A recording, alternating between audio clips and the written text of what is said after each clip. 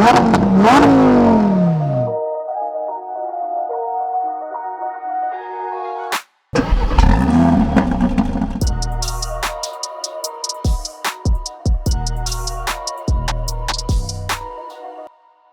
دايما معروفين ان هم بياخدوا تكنولوجيز كده ويعملوا لها تويك صغير وتبان على اساس ان هم عملوا حاجه جديده. بداوا بالال اي دي لايتس، ما كانوش هم اول شركه ينزلوا ال اي ديز في عربياتهم، كانت اللكزس 600 الهايبريد كان اول عربيه ينزل عليها لو بيم ال اي ديز. بس في نفس السنه في 2006 نزلت الار 8، اول عربيه تكون فولي ايكويبت بال اي ديز من ورا وقدام. نيجي على موضوع اللون، احنا طول عمرنا نعرف ان في جراي وسيلفر، لعبوا في اللون شويه طلعوا لنا ناردو. زي ما انت شايف دلوقتي ما بقاش فيه ولا عربيه بتنزل جديده غير باللون الناردو. قرروا بقى يلعبوا مع الكبار ويروحوا في الالوان اللي ما بتنزلش الا على السوبر كارز، واحب اقول لك ان هم علموا عليهم تاني باحلى لون اخضر شوفه في حياتي. عشان كده احنا جبناها في حته فاضيه خالص عشان تبقوا مركزين على اللون يعني هي فعلا سوبر كار، هي ميني يوروس زي ما سمعت كومنتات من ناس كتير. وش العربيه تيبيكال اودي، تيبيكال ار اس عشان هي اجريسيف طبعا، دي الار اس كيو 3. عندك الجريل كله بلاك اوت من قدام، الهيد لايتس برده جايه زي كانها بلاك اوت من جوه، ال اي دي تكنولوجي هي.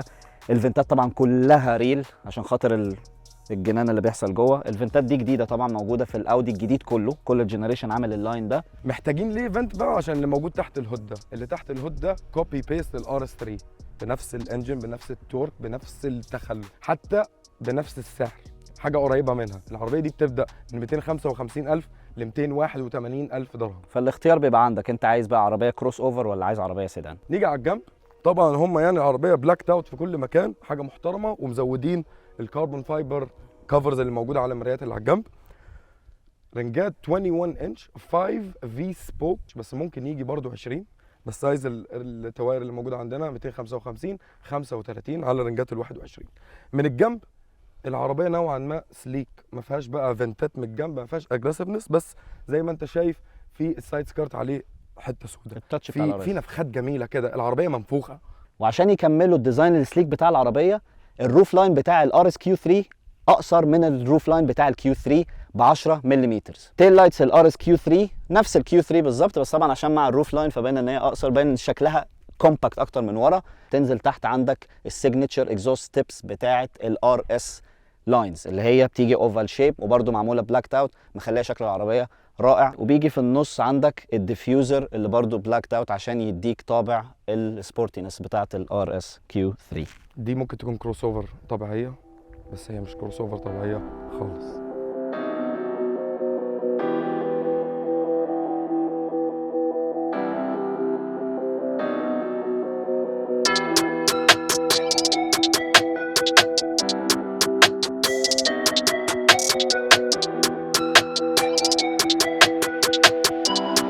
الزيرو تو 100 بتاع الار اس كيو 3 4.5 سكندز.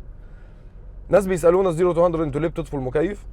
المكيف بياخد الباور بتاعه من الانجن، فده بيقلل من الباور اللي برودوس للويلز، فعشان كده انا بطفي المكيف، عشان في حوالي مثلا نقول 10 حصان كده بيروحوا في الهواء عشان انا مشغل المكيف. نطفي المكيف، حاطين اس، طافيين تراكشن، دايناميك، لونش كنترول اكتف.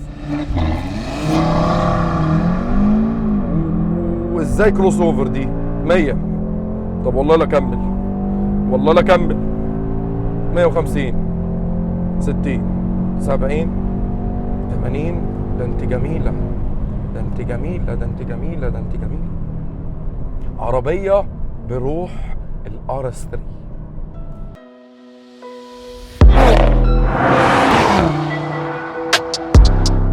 بس مش نفس الهاندلنج بتاع الار اس 3.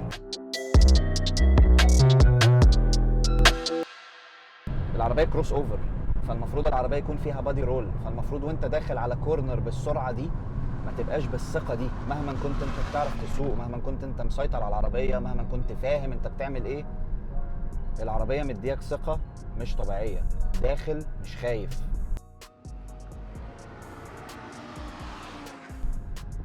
سبيتشلس. توقعت ان هي تكون اقل من الار اس 3 بكتير، اقل من الار اس 3 هاندلنج وايز بس انت خش ما عندكش مشكله، ما تقلقش من اي حاجه خالص. ايه اللي مخلي العربيه بالثبات ده؟ الكواترو سيستم. ده طبعا من انجح الاول ويل درايف سيستم اللي موجود في العالم على مستوى كل العربيات، وبينافس اي حد، بينافس مرسيدس، بينافس بي ام دبليو، بينافس اي حد. السيستم حلو جدا وقوي جدا وبيخليك فعلا داخل بثقه، مع العلم ان هو ما يعتبرش اول ويل درايف سيستم 100% بالنسبه للاودي اللي معانا، بالنسبه للار اس كيو 3 او حتى الار اس 3، كنا شرحنا في الار اس 3 ان هي فرونت ويل اكتر ما هي رير ويل، يعني الدفع متوزع قدام اكتر من ورا. لما تيجي تحط على الدايناميك سيستم او الانديفيدوال بيزود لك البرسنتج اللي ورا، فبيخلي العربيه تعتبر اول ويل درايف سيستم. نهدى بقى شويه، نركز كده ونهدي كمان صوت العربيه عشان الهري ده كله، عشان ايه؟ الصوت يبقى مسموع.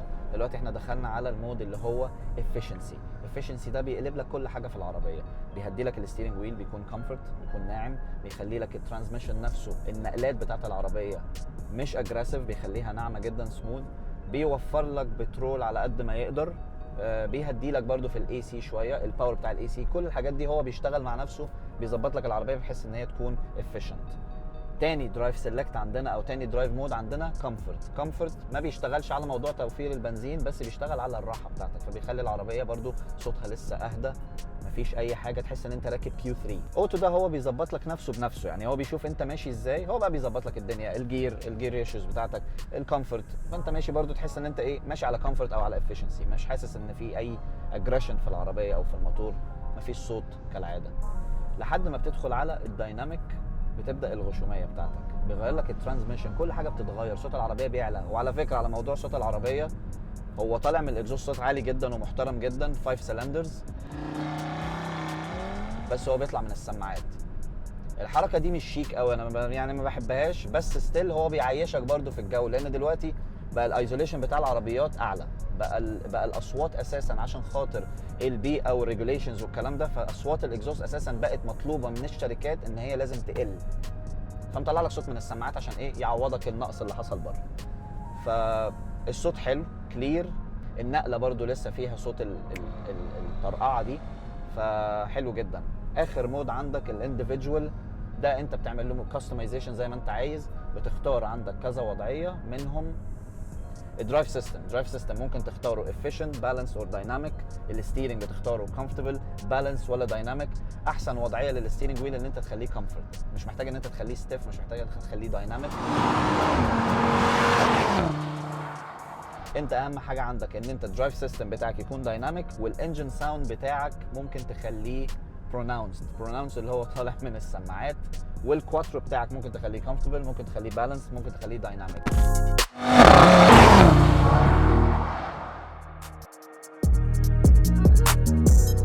انت عمرك ما هتنسى ان انت سايق لامبورجيني، بس هتنسى ان انت سايق عربيه زي دي باللون ده. ليه بقى؟ عشان انت هيجي لك ناس جنبك بيبصوا على العربيه، بس هتوصل بقى ان هو بيبص لك في عينك، فبيقلب بقى، بيطلع الشخصيه بقى اللي عندك دي اللي هي بتاعت في ايه، بتقفش. بتنسى ليه؟ عشان هي من جوه كيو 3.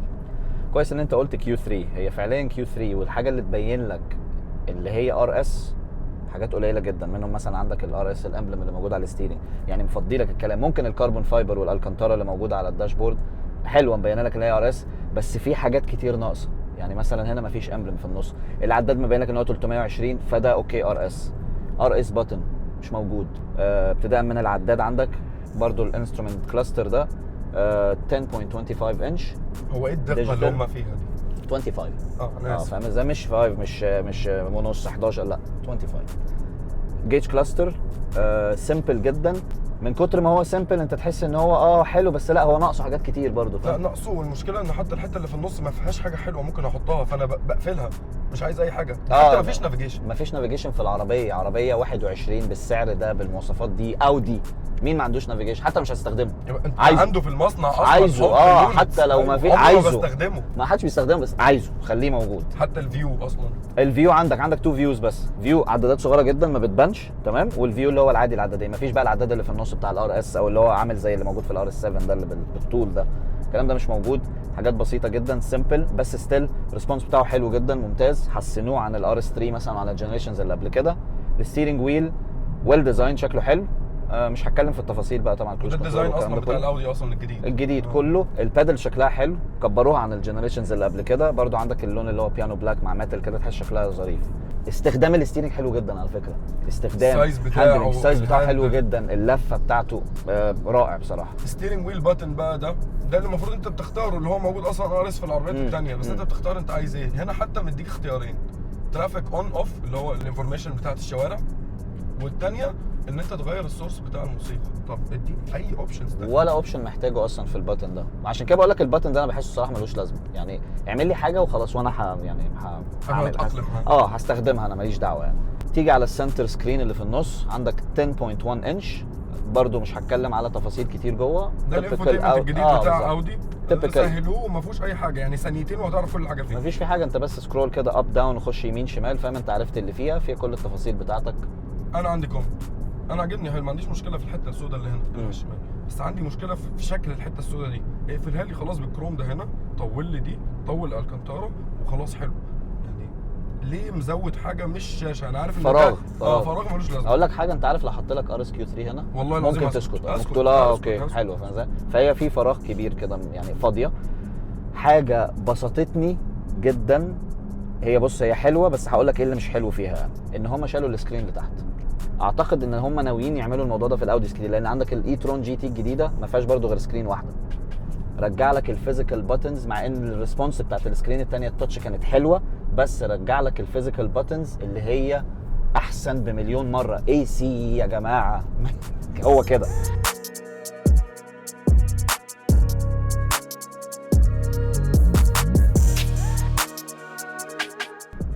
وجهه نظري بقى ان دي حاجه محترمه جدا من اودي، مش عشان هم حطوا باتنز والكلام ده. انا عارف ان انت ما بتحبش الاي سي وغير يكون باتنز مش تاتش، بس انا مش عاجبني الموضوع عشان كده. لا، انا عاجبني ان اودي بدا يديفرنشيت، يفرق ما بين الموديلات بتاعته والكاتيجوريز بتاعته.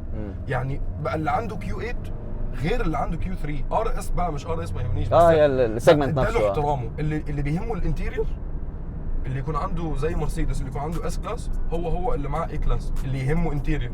الاثنين واحد. فدافع انت مثلا 700,000 زياده على شكل بره بالنسبه لك.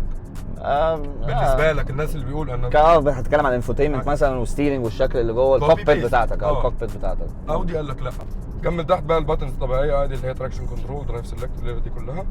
وايرلس تشارجر، مكانه في الاول كنت ضده لغايه لما حطيت التليفون. عجبني ان انا شايف حتى المسجز، شايف كل حاجه قدامك يعني. 2 يو اس بي بورتس اي او سي، مكانهم فيري كونفينينت، جميل.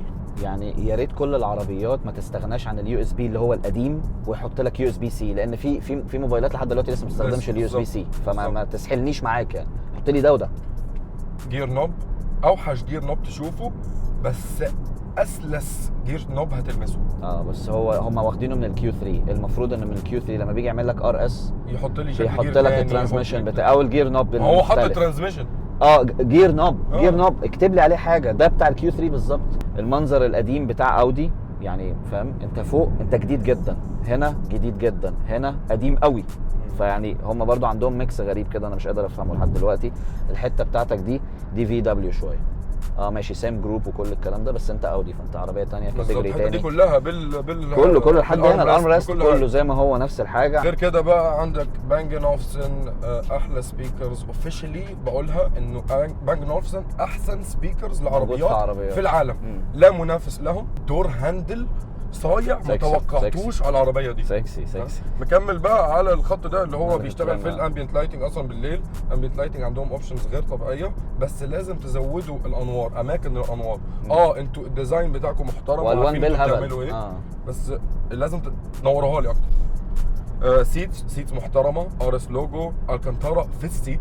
هم مش باكت، بس هم باكت، فاهم ازاي؟ فاهم الفكره؟ اللي هو انت حاسس هو حضنك الكرسي، بس هو مش باكت من ناحيه ان هو مريح. بالظبط كده. فحلو جدا. ليج روم ورا طبعا مش قد كده، عاديه، كروس اوفر. السايز ده انت لازم تتوقع منه ليج روم بالمنظر ده. عارف ليه العربيه دي بسطتني للدرجه دي؟ عشان انا بقارن العربيه دي، عارف هتقول حاجه غريبه، بنيسان كيكس، كيا سبورتج. هم دول كروس اوفر هم دول كروس اوفر. بس طب ما تطلع على مرسيدس يا عم، جي ال سي مثلا، جي حاجه كده، فاهم؟ قارنها بجي ال ايه؟ اوكي صدمت. بصراحه انا للامانه من اكتر الناس اللي ما بتحبش الكروس اوفر. البادي تايب ده كله على بعضه ماليش فيه، بس دي ذا هوتست كروس اوفر ايفر. السلامه.